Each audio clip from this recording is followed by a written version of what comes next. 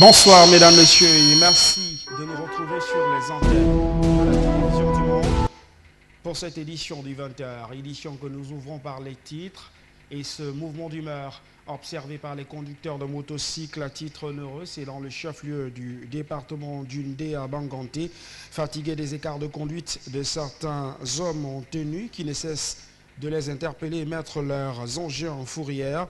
Ces conducteurs de motocycles à titre onéreux ont observé un mouvement de protestation dans le chef-lieu du département d'Undé. Hors de nos frontières en Libye, la bataille pour le contrôle de Tripoli se poursuit et les troupes restées fidèles au maréchal Haftar se déploient toujours et ce sont désormais les civils qui sont pris pour cible. Voilà pour le sommaire. Bonsoir à tous et merci de faire confiance à la télévision du monde. C'est l'heure du 20h, édition que nous débutons en mettant le cap sur la partie septentrionale du Cameroun où la ville de Mokolo a servi de cadre à une session du conseil municipal consacrée à l'examen et l'adoption du budget pour le compte de l'année 2018. Les conseillers municipaux ont passé au scanner le compte du receveur municipal et le compte de gestion du maire de la ville. Les précisions de Frédéric Moutomé et d'Adjé Gogé. Ils sont 45 conseillers municipaux sur les 55 de la commune de Mokolo à l'extrême nord du Cameroun à avoir examiné les comptes administratifs et de gestion du maire et du receveur municipal pour l'année 2018. Avec un budget prévisionnel d'1 157 528 francs CFA, la commune de Mokolo, dans le département du Mao-Tsanaga, région de l'extrême nord du Cameroun, affiche un taux de réalisation global de 83,49%, avec en termes d'investissement 86,20% et de fonctionnement de 79,71%. Et à en croire le maire de la commune de Mokolo, l'exercice 2018 n'a pas été de tout repos, surtout en termes de tension de trésorerie sur le plan national, du retard d'encaissement des CAC, centimes additionnels communaux, et de l'insécurité criarde à l'extrême nord du Cameroun à raison de la secte islamiste et Boko Haram qui multiplie des exactions. Nous pouvons nous féliciter du climat serein dans lequel les débats se sont déroulés.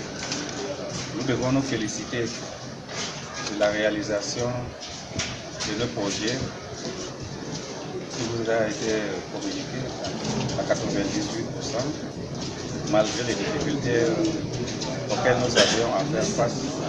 Vous êtes d'accord avec moi que le contexte économique de l'heure ne nous permettait pas d'espérer arriver à ce niveau. Il a aussi été question au cours de cette session ordinaire du conseil municipal consacrée à l'examen et à l'adoption de ce compte administratif de l'exercice 2018 d'inviter l'ensemble des conseillers municipaux à se rapprocher des populations afin de gagner leur confiance en vue des prochaines échéances électorales. Objectif, maintenir ce conseil homogène aux couleurs du Rassemblement démocratique du peuple camerounais. Je crois qu'il faut seulement mettre le cap sur l'avenir. Qu'est-ce qui n'a pas été bien fait? Comment améliorer? Dans quel domaine?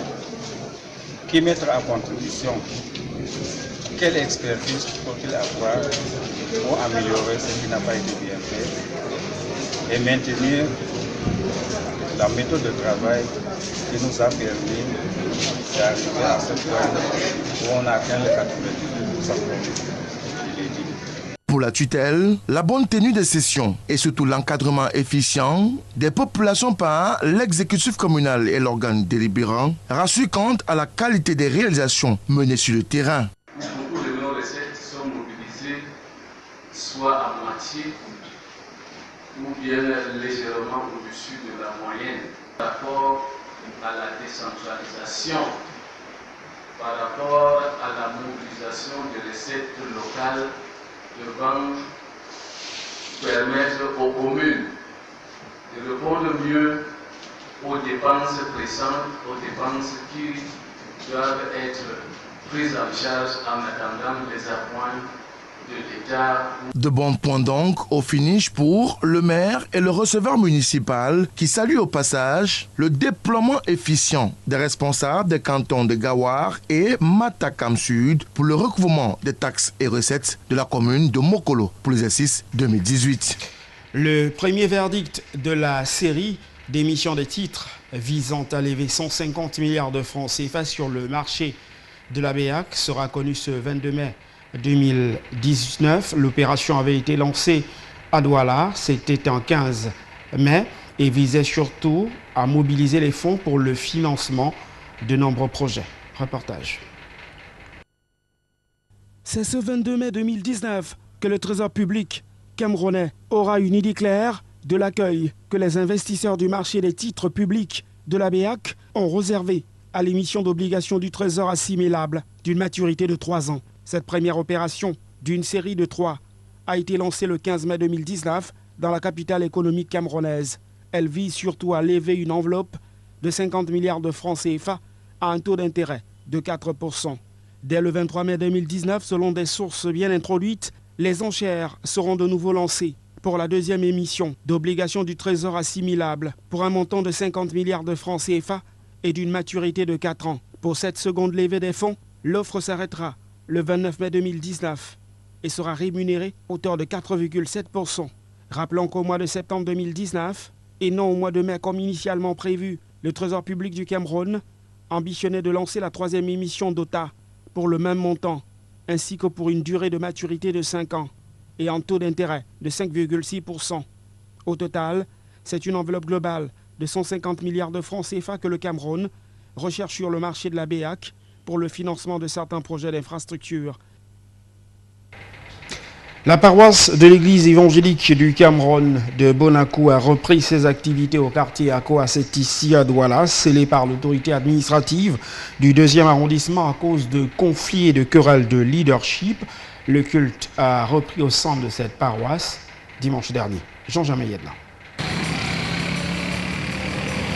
Longtemps secoué par des divisions, des conflits de tout genre et autres guerres de leadership à n'en point finir entre des clans nés de la crise qui paralyse depuis plus de 2 ans l'église évangélique du Cameroun et qui ont conduit la fermeture de la paroisse de Bonakou 2, 6 au quartier Akoa par l'autorité administrative de l'arrondissement de Douala 2e. Le temple du Seigneur est désormais réouvert à ses nombreux fidèles.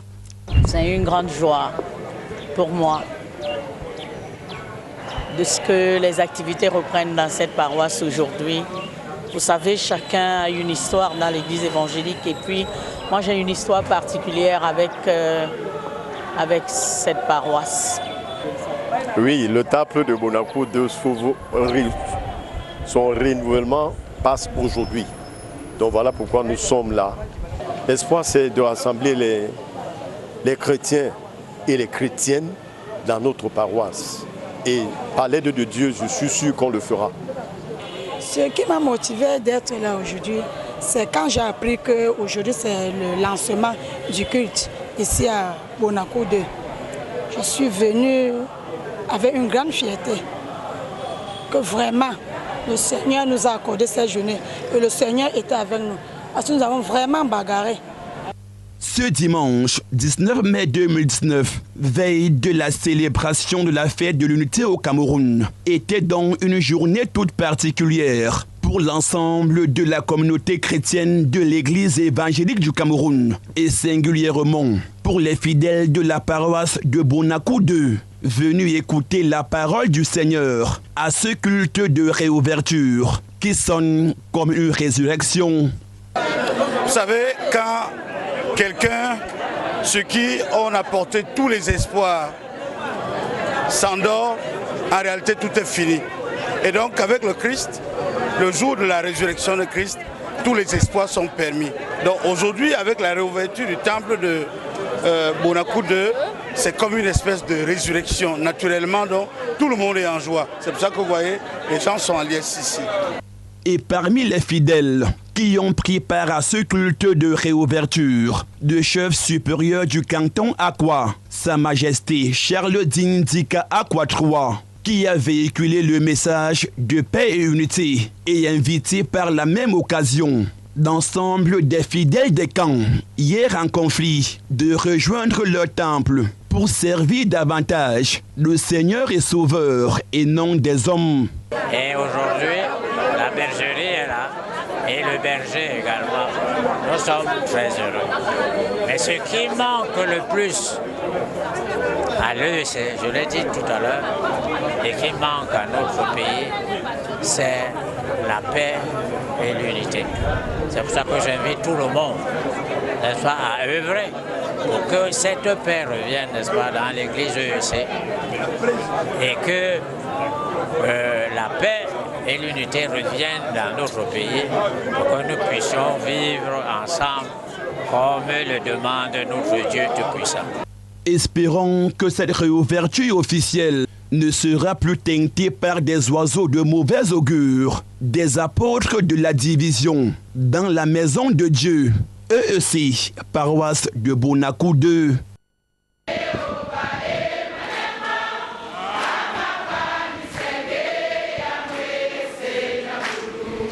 Vous allez le voir, il y a eu du grabuge à Banganté, le chef-lieu du département d'Undé, c'est dans la région de l'ouest du Cameroun. Des conducteurs de motos visiblement en colère après la mise en fourrière de leurs engins et l'interpellation de sortants de leurs collègues ont décidé d'observer un mouvement de protestation paralysant pendant quelques heures la circulation au sein de cette ville. Les précisions de Jean-Jean Mayedna et d'Oscar Akumtata.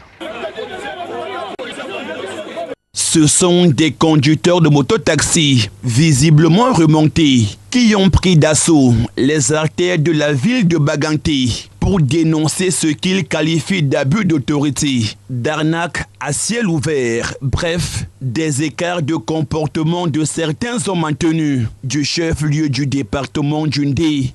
Libère pas les motos, nous-mêmes le choisissons, on a pu porter. On a pu porter à partir d'aujourd'hui. Maintenant le choisissons, on va laisser. Et rien ne va plus circuler à Banganté, c'est grave.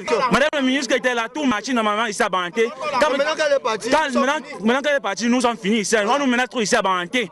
Mais quand il y a une station comme ça là, le commissaire au moins sort dehors ou la mairie nous a avisé ça qu'on se retrouve ici, on fait la réunion qu'on va arrêter les motos. Comme ça, il faut les papiers à chaque moto. Tu le fais rien, on t'arrête. Ce n'est pas bon ça. Un mouvement d'humeur des mototaximens qui a eu pour point de chute l'esplanade du commissariat de sécurité publique de Banganté, où ces hommes en colère sont venus réclamer la libération sans condition et sans délai de certains de leurs collègues interpellés, ainsi que leurs engins mis en fourrière pour défaut d'assurance, d'impôts libératoires et autres pièces exigibles. Nos motos, la moto de nos confrères qui sont à la gendarmerie et qui sont au commissariat. Parce qu'il y a aussi certains Mexicains qui sont en cellule. On les a brutalisés, on a pris les motos et eux-mêmes ils sont gardés là-bas. C'est injuste. La corruption, et après vous regardez les conditions de travail. Par jour, on ne parvient pas à épargner 3 000. Mais quand nous sommes à la gendarmerie, ayant raflé autour de 19 h, qui n'est pas normal, c'est une heure où les Mexicains, là, ça sort. On a l'argent autour de 19 h parce qu'il y a les gens dehors. On vient nous rafler, on nous met là-bas. Après une semaine, on dit donnez 25 000. On va prendre ça où? Nous sommes dans une ville, on paye le loyer, on paye tout.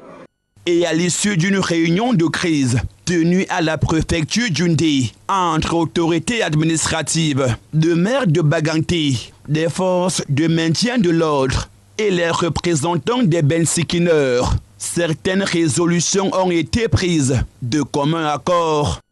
Nous leur avons donc demandé de nous dire parmi ces pièces essentielles, il faut quand même qu'ils soient en règle dans l'année.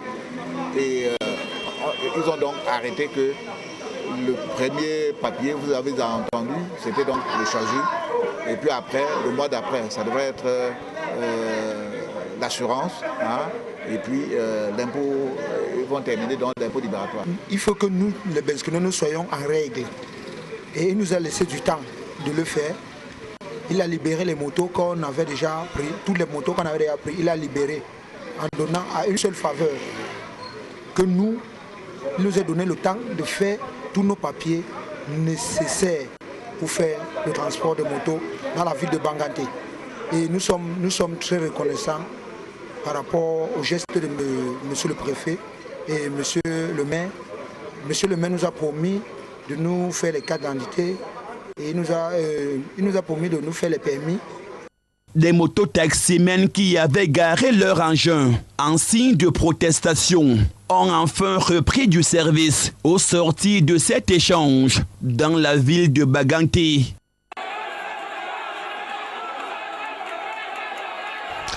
Toujours en fait de société, c'est une information qui suscite désormais tous les commentaires dans le chef-lieu de la région de l'Ouest du Cameroun, Bafoussam. Il s'agit de la découverte d'un corps sans vie d'une jeune fille âgée de 5 ans au stade du quartier Ndielem 5.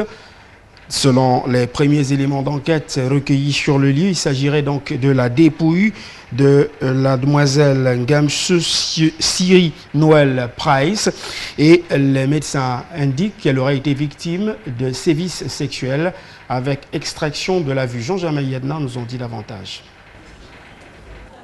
Consternation et tristesse ce mercredi 22 mai 2019 au domicile de la petite Ngamsu Siri Noël Price, kidnappée le 20 mai dernier, jour de la fête de l'unité, à 100 mètres de la maison familiale, 6 au quartier Ndielem à Bafoussam. Le corps sans vie de cette fillette de 5 ans a été retrouvé ce mardi 21 mai dans l'antre du stade Kogwo, dans le chef-lieu de la région de l'Ouest Cameroun. C'était le 20 mai. Il y avait une de nos sœurs du village qui avait son médaille. Et elle nous a invités de venir l'assister. Le jour-là, l'enfant a dit qu'il voulait me suivre. Avec sa chaussure, elle a arrangé avec les chaussettes. J'ai dit à l'enfant que non, je ne vais pas venir avec toi, mais je vais te garder les bonnes choses. Que pardon. Comme tu plais là, allons à la boutique. Comme j'ai une boutique là-bas en haut, derrière la maison de partie, que reste avec ta soeur. En rentrant, elle va te garder les choses. Mais en partant, elle était toujours triste. Mais il a dit que pardon, tu sais que tu es ma mère, je vais te garder. Je pars maintenant, environ 17h30, sa maîtresse m'appelle. Tu as envoyé un monsieur tu as envoyé Cyril avec un monsieur, avec le portable à main. Je dis non, je n'ai pas envoyé. Il dit que, hey, on a volé l'enfant. Entrez vite pour rechercher l'enfant. Le monsieur était déjà disparu. Débattu, organisé immédiatement par les jeunes du quartier, ainsi que les éléments de la brigade de gendarmerie de Konso, vont s'avérer infructueuses toute la soirée du 20 mai, jour de son enlèvement. Et c'est au lendemain que la malheureuse découverte sera faite du corps inerte de la petite Ngamsu Siri Noël Price, et qui, selon les premières analyses faites par les éléments de force de maintien de l'ordre, cet élève en classe de classe 1 dans une école primaire bilingue de la place aurait été violé par son bourreau et ses yeux prélevés. Moi aussi, à mon tour, j'ai laissé tout ce que je faisais là où il y avait le galon. Nous tous, on est tombés dans Ndielem 5, commençait à fouiller partout. On n'a pas vu le monsieur. Tout Ndielem 5 est sorti. On a fouillé jusqu'à minuit. Même les enfants ont bloqué la route. On est parti au grand terrain. On n'a pas trouvé l'enfant. On n'a pas trouvé l'enfant. Et pourtant, l'enfant était là-bas. L'enfant était là-bas parce qu'on a trouvé le corps là-bas. On a trouvé le corps. Moi, je me disais que c'était un kidnapping naturel. C'est-à-dire, n'est-ce pas, le genre où on kidnappe et puis après on demande la rançon. Ce qui fait donc que le lendemain, c'est-à-dire la journée du 21 mai, j'attendais qu'on m'appelle pour me dire, n'est-ce pas, pour me poser, n'est-ce pas, ce problème-là. J'ai donc attendu, n'est-ce pas, qu'on m'appelle, on n'a pas appelé. Mais curieusement, vers les 19h, on nous appelle pour dire qu'on a trouvé le corps d'une fillette d'environ 5 ans, qu'on vient d'identifier, c'est notre fillette. Nous sommes descendus sur le terrain et là, c'était effectivement notre fillette. Et puis, vraiment, je ne peux rien vous dire. Et dans la foule, lors de la découverte, un premier suspect a été interpellé. Un homme qui se passait pour protocole du gouverneur de la région de l'Ouest, bien connu dans la famille de la victime, et qui avait d'ailleurs été aperçu avec l'enfant, jour de son enlèvement. Je vois quelqu'un avec le minote. Je dis que, hey, tu fais quoi avec le minote entre tes mains? le gendarme là me demande que tu lui connais. Je dis que oui, je lui connais très bien. C'est lui qui mange souvent chez moi. Il mange souvent chez moi. Et c'est lui, quand je suis venue sur la moto, c'est lui qui était le premier pour m'arrêter. Pour dire que je ne pleure pas, je ne pleure pas, je ne pleure pas. Pour l'heure, une enquête a été ouverte par les autorités pour faire la lumière sur cet autre crime crapuleux dans la ville de Bafoussam et rattraper ces ravisseurs assassins. Rappelons votre suite, Jean-Germain Yedna, que cette fillette dont le corps sans vie a été découvert et qui, selon les analyses médico-légales, permettent d'établir un viol avec préméditation et extraction de la vue, avait disparu lors de la célébration de l'avènement de l'État unitaire. C'était lundi dernier à Bafoussam. L'actualité hors de nos frontières, le contrôle de Tripoli suscite des batailles interminables en Libye. Les troupes restées fidèles au maréchal Haftar se déploient et désormais les civils sont pris pour cible. Reportage. Alors que la bataille pour Tripoli se poursuit et que les troupes fidèles au maréchal Haftar se déploient à quelques kilomètres d'ici, les quartiers résidentiels de la capitale libyenne sont toujours régulièrement pris pour cible. Nous nous trouvons sur le lieu même d'une de ces attaques, dans le quartier de Hae Intisar. Le 17 avril dernier, un tir de mortier s'est abattu à cet endroit, tuant 7 personnes. Les résidents expliquent qu'aucune structure militaire n'est installée dans leur quartier et qu'une école se trouve juste au coin de la rue. Ils dénoncent le mépris honteux dont les habitants de Tripoli sont victimes.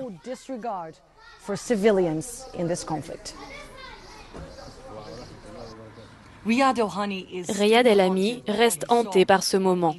Le 17 avril, il découvre sa mère, Zénib, étendue sur le sol, le corps couvert d'éclats d'obus.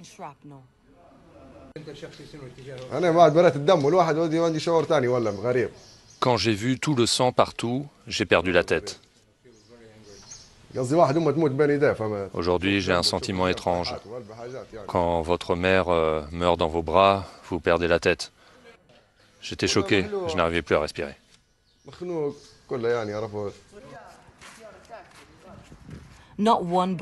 Cette nuit-là, 2 tirs de mortier ont dévasté le quartier. Les voisins de Riyad nous emmènent sur le second lieu touché, où une personne a perdu la vie.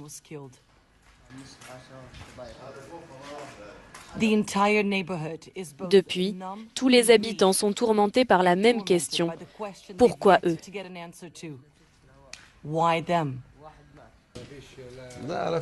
Vous voyez des installations militaires ici ? Il n'y a que des grands-mères, des grands-pères, des enfants pleins de vie. Regardez ! Nous demandons aux institutions internationales chargées des crimes de guerre d'ouvrir une enquête.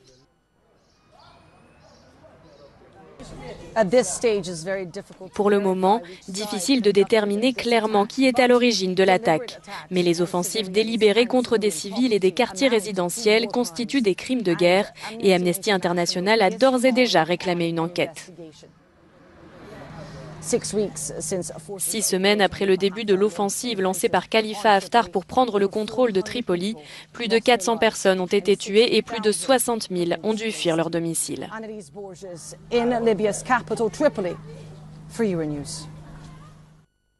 En France, une cinquantaine de militants vêtus de blanc ont investi les locaux du français Mayer Monsanto pour, disent-ils, dénoncer les activités mortifères du géant de l'agrochimie. Euronews. L'espace d'une heure, le hall du siège de Bayer Monsanto s'est transformé en véritable chaos environnemental.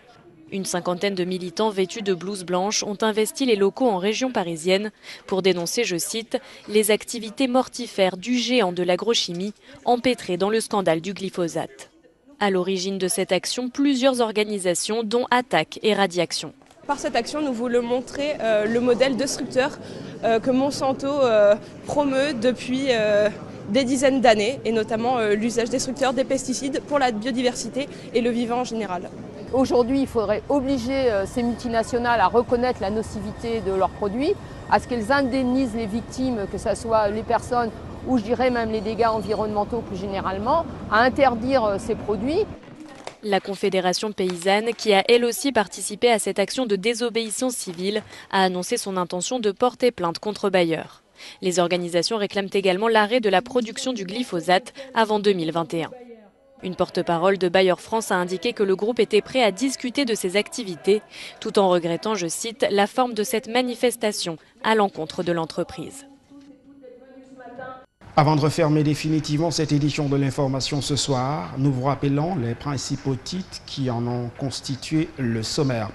D'abord, ce grabuge observé dans le chef-lieu du département d'Undé, c'est à l'ouest du Cameroun. La ville de Banganté a été investie par les conducteurs de motocycles à titre onéreux qui protestent contre les arrestations jugées arbitraires de leurs engins et l'interpellation de plusieurs de leurs collègues par des éléments de force de maintien de l'ordre. Hors de nos frontières, en Libye, la bataille pour le contrôle de Tripoli se poursuit. Les troupes restées fidèles au maréchal Haftar se sont déployées. Les civils sont désormais des cibles privilégiées. C'est tout pour cette édition de l'information ce soir. Merci de nous avoir accordé une fois de plus votre attention. Nos programmes se poursuivent. Au revoir.